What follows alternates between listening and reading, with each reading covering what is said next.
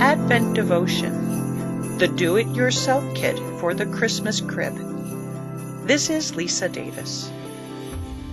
December 4th, Cobwebs. Clean the cobwebs from your spiritual crib. Diligently remove from your heart every inordinate desire of being praised. Renew this intention at least 3 times today. My Jesus, I want to please you in all I do today.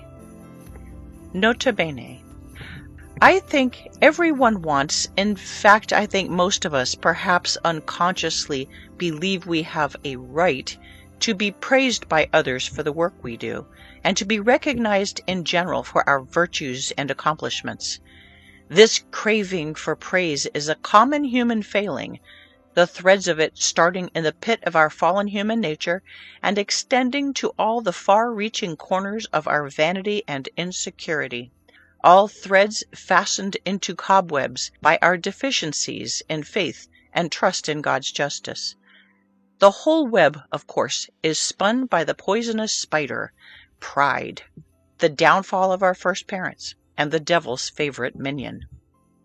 It's a virtue to commend others, of course, and in our humility to give credit where it's due to others, remembering that God is the author of all good, and that His reward is the final goal. It's a trick, however, to accept this praise from others humbly and graciously, but not to seek it. In quote after quote from the saints, and in the words of our Lord Himself in Scriptures, we're reminded of the dangers of one of the offshoots of pride, human respect, which is the fault of seeking the approval of man instead of God. Our Lord is very clear in the 23rd chapter of Matthew when He teaches us, quote, "Whosoever shall exalt himself shall be humbled, and he that shall humble himself shall be exalted."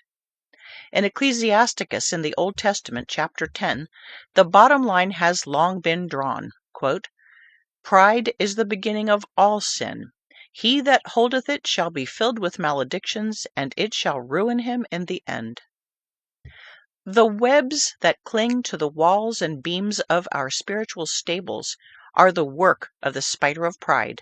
Some of the threads this pride spider spins are false ambition, the inordinate desire for earthly honor; presumption, the expectation of salvation without having to do anything to deserve it; vainglory, which is an over-interest in one's reputation; and vanity, the unjustifiable high opinion of oneself in looks or person.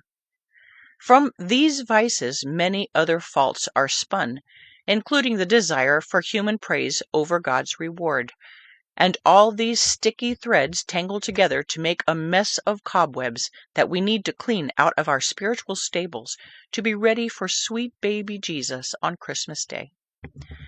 How do we do this? We begin, as always, with prayer, which is the ladder needed to reach all the cobwebs.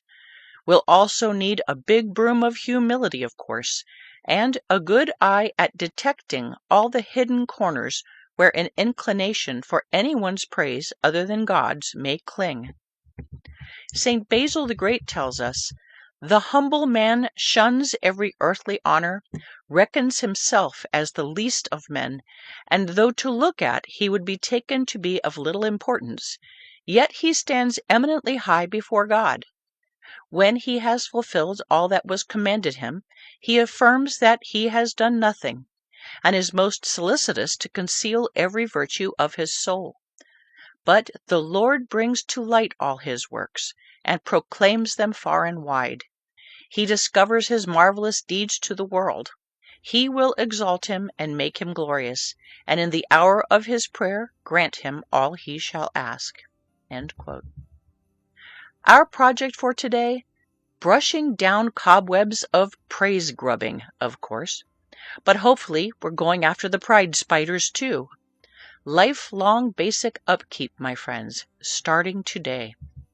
Jesus, meek and humble of heart, make our hearts like unto thine.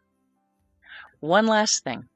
Check the show notes for some links to some PDF copies of the original Christmas Crib Devotion, as well as for hands-on craft projects to accompany the Christmas Crib Devotion, a day-by-day calendar, Thank you, Sheila, for that.